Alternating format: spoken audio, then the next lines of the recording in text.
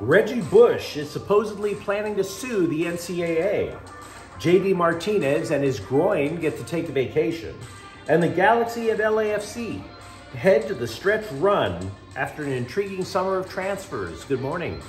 I'm James. This is your daily dose of sports and snark for the greatest sports city in the world, Los Angeles. This is the faithful Angelenos Morning Report. So it is August 23rd, 2023. We have a fully loaded show to get to, including a peek inside the USC playbook and how it's adjusting for this season. So I can't wait to get that stuff to you. If you like being in the know about LA sports, click-clack the like button. Click-clack the subscribe button. There's a notification bell. Hit that. It'll let you know we drop new content. Sharing is caring. Let people know we exist and comment. There's always good stuff to talk about. Always. When it's LA sports. Now, before we go through the news and notes, a look at the scoreboard. Honestly, not a good day for the Dodgers yesterday. They lose to Cleveland 8-3. Will Smith hits a 2-run home run in the first inning. Bats go silent after that. But the Dodgers still have an 11.5 game lead in the NL West. Did you lose sleep over that game? I sure as hell didn't. Meanwhile, today, the Dodgers are in Cleveland at 4. Clayton Kershaw's 11-4 with a 2.48 ERA. Xavier Curry, 3-1 with a 3.24 ERA for the Guardians. Colorado is at LAFC. This is a match that was rescheduled from Sunday due to Tropical Storm Hillary. The Rapids, look, they're butt naked last in the Western Conference. LAFC, I'd be stunned if they don't get a result tonight. And Phoenix is at the Sparks. The LA Sparks have a 4-game winning streak. But let's start off with USC. Reggie Bush's representatives have scheduled a press conference at the Coliseum this morning.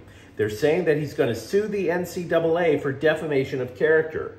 This is in response to an NCAA spokesperson saying the running back was part of a pay-for-play arrangement with the Trojans back in the day.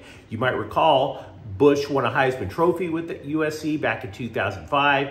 There was eventually a scandal in terms of payola that came out. He had to surrender the trophy. I am going to start off by saying I'm a little bit uncomfortable saying that Reggie Bush will sue, because journalistically speaking, your butt isn't covered until you have a copy of the lawsuit in your hand and say, see, he did sue. Anybody could threaten to make a lawsuit. His representatives, he has a legal firm. I'm assuming he's following through. We just don't know just yet. If Bush does not sue, then the NCAA could say that now he's defamed their character by claiming he's going to sue. Okay? I mean, the NCAA could theoretically sue me for saying it. So for his sake and for mine, please file the suit, right? Just saying. If I were to guess what the purpose of this suit really is that it's not for money. I think he's trying to get leverage to get his Heisman Trophy back.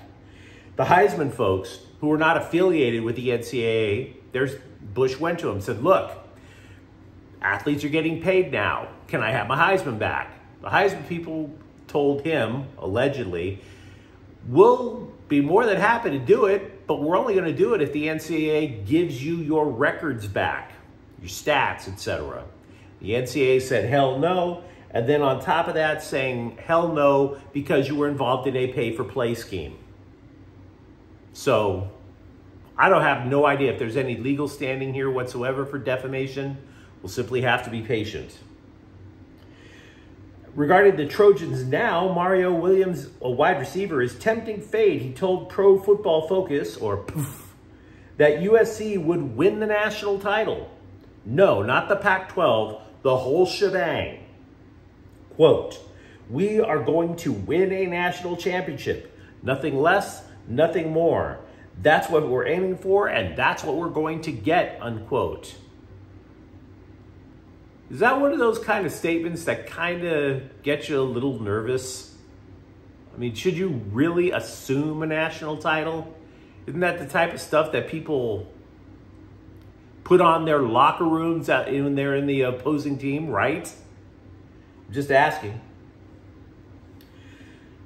A lot of USC stuff to talk about. I try to be quicker about certain things. I try to see things ahead of them actually playing out.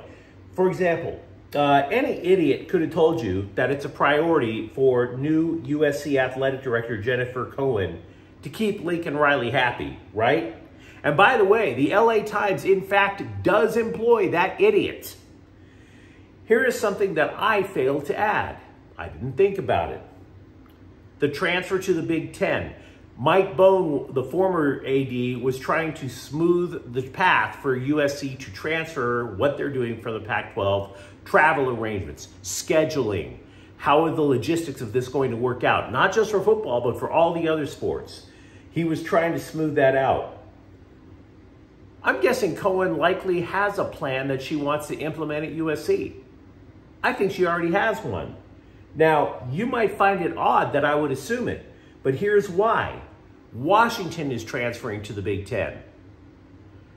She's Washington's former AD. She was probably already saying, how are the Huskies going to do it? Now she takes that plan, transfers it over to SC.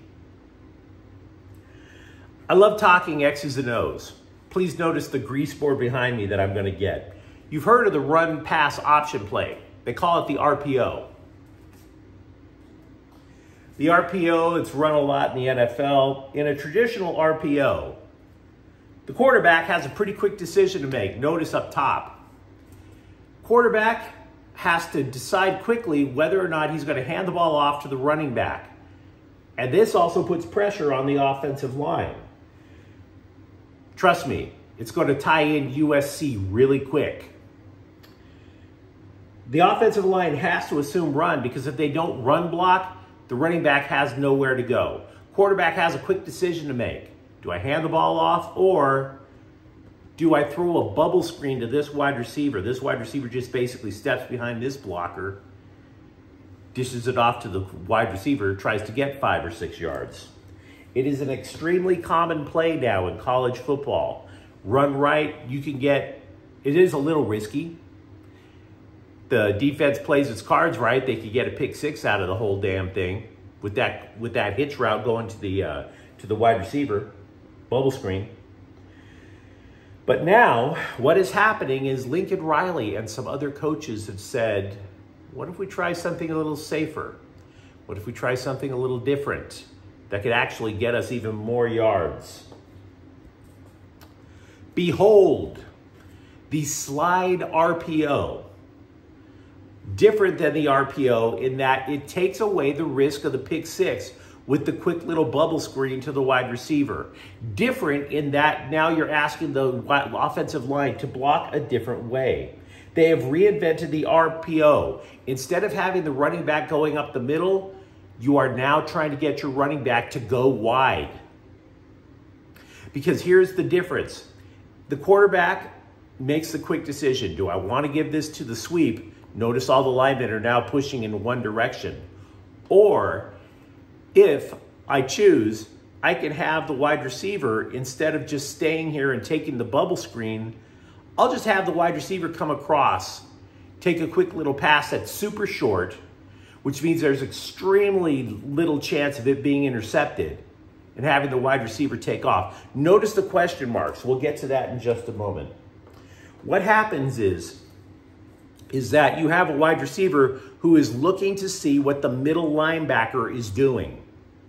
If the middle linebacker decides to chase down the running back, then Caleb Williams knows to go this way with one of his wide receivers, either this question mark or this question mark.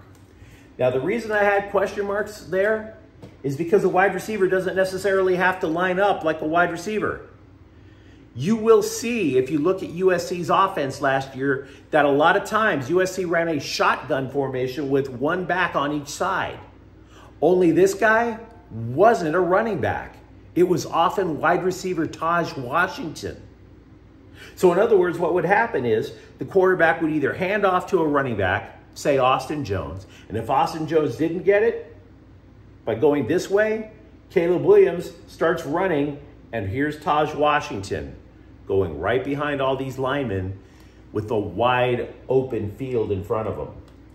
So yeah, USC and Lincoln Riley changing the game once again with a brand new way to run the RPO. It's the easiest pass for Caleb Williams to complete. You just have to make sure that your quarterback is somebody who's athletic, because a quarterback might run, and makes quick decisions. And by the way, that description is Caleb Williams to a T. Don't be too surprised, by the way, if sophomore Rayleigh Brown, a former running back who the Trojans have now been transferred to a wide receiver, don't be surprised if he winds up running that play a lot with Rayleigh Brown and his speed. The Dodgers have placed designated hitter J.D. Martinez on the injured list so that he and his groin can unwind. Now, as longtime viewers know, we have a very strict don't go into detail about men's groins policy here at Faithful Angelenos. My groin is none of your business. If I'm lucky, it becomes my wife's business, but that's another story. The best way to describe Martinez's injury, without going into the whole mechanics of how the men's groin works, is according to Dave Roberts. Imagine the process of swinging a bat. Dave Roberts is saying if that step that Martinez takes, or any hitter takes, in order to swing a bat, if Martinez only goes a normal distance, a nice balanced swing, everything is fine. But if Martinez has to stride a little further, say it's a pitch that's a little bit too far outside, or a pitch that's a little bit too low, that's when he has to adjust his stride, and it grabs him. It hurts. Now, Martinez has 25 home runs, but he has since struggled since the All-Star break. As a result, LA has called up Michael Bush from AAA Oklahoma City.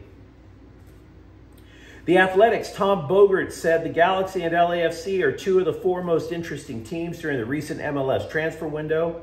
I'm going to go over the Galaxy moves first because the Galaxy are fighting their way to try to get to the MLS playoffs. LAFC is secure. And number two, I'm a Galaxy supporter. It matters to me. Thank you. What you should know is that the midseason rebuild came under duress. The Galaxy were hampered by league sanctions imposed due to a cheating scandal involving its former front office. Still, the Galaxy added 6 players, including 3 who should start damn near immediately. I would argue that most of the players acquired also give the Galaxy another advantage. Diego Fagundes comes from Austin. Edwin Cerrillo from FC Dallas. Michael Barrios, who formerly played with FC Dallas, and Japanese national Maya Yoshida all prefer to play in a possession-style offense, which is exactly what Greg Vanney, the manager, wants to play. Now, the Galaxy are currently 7 points out of a playoff spot with 12 matches left.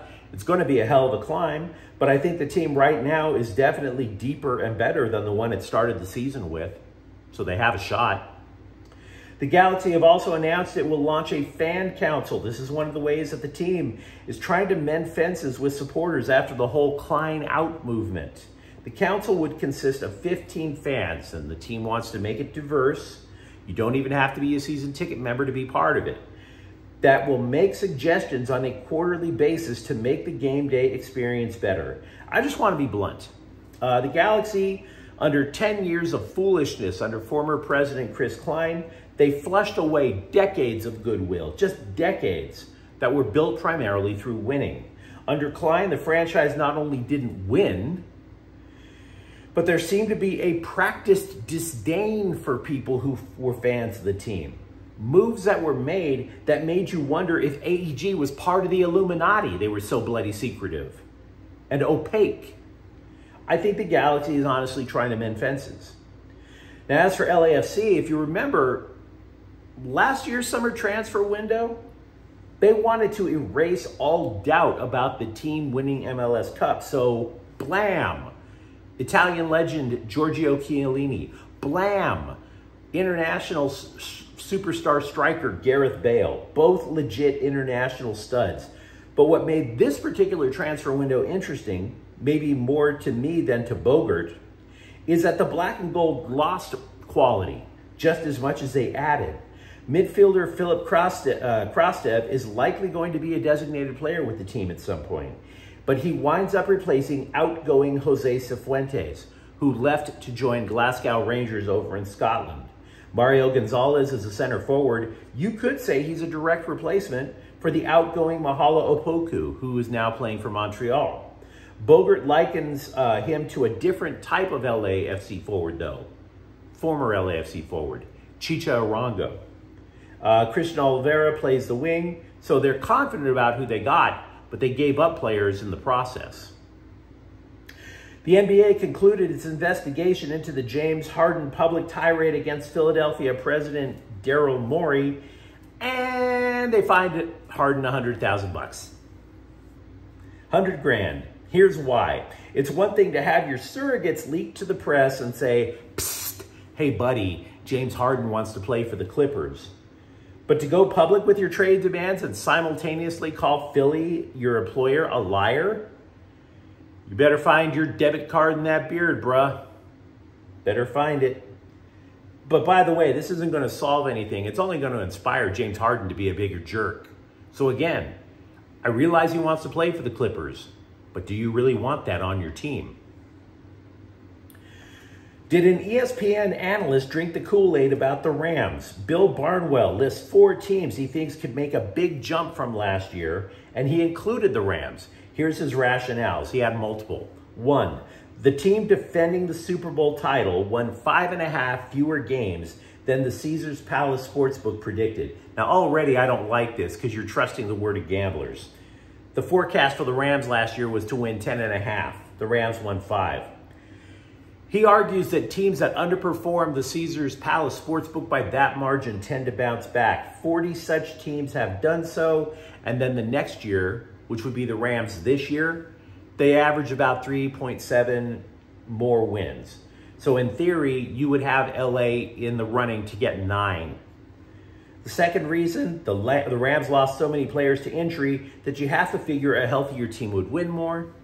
Reason 3, LA had the 4th toughest schedule in the NFL last year. Now it's 14th. And his 4th argument, if San Francisco struggles, a 9-win Rams team could sneak in. And all I'm going to say in response, that's a lot of ifs. So I don't necessarily buy it. Here's something from another scribe that struck me as goofy. CBSSports.com projected Rams left tackle Joe Noteboom as an under-the-radar player who could be a star this year. Dude, wake up and read the papers that you're apparently not writing for. Joe Noteboom hasn't practiced because he's still recovering from an injury. He had surgery last year. He only played 6 games. It's not his job now. Rookie tight end Davis Allen caught 8 passes in his pro debut in an exhibition loss to Las Vegas. That drew rave reviews from Sean McVay, called it awesome. My only issue, and I'm only nitpicking here, my only issue is he averaged about 6.5 yards per catch. So I'm not asking the dude to be a deep threat, but is it really awesome when you're only averaging 6 yards a catch? Just saying. Doesn't exactly move the chains. The Chargers have signed linebacker Tay Crowder to make room. They cut tackle Andrew Traynor. Crowder's played a little bit for the Giants in Pittsburgh. I don't see it moving the needle. First-round draft pick Quentin Johnson is still inconsistent. In Sunday's exhibition, he had a good game. He caught all 3 passes that were thrown to him. No problem. But in practice on Tuesday, he slipped once. That led to an interception. Then he dropped a pass that was supposedly on target. Offensive coordinator Kellen Moore is calling working with Johnson, quote, a process, unquote. But you let me know what you think of the comments thread. Go ahead, be a lawyer. Tell me what Reggie Bush's shot is. Go ahead, tell me about the slide RPO and if you think it's going to revolutionize the way a lot of teams play. And if you enjoy the content, sorry, don't forget to subscribe to Faithful Angelenos. We're talking LA sports every single day here. Thanks for watching. I'm James. We'll be back tomorrow. Faithful Angelenos is a Kian Corte El Queso production. Take care.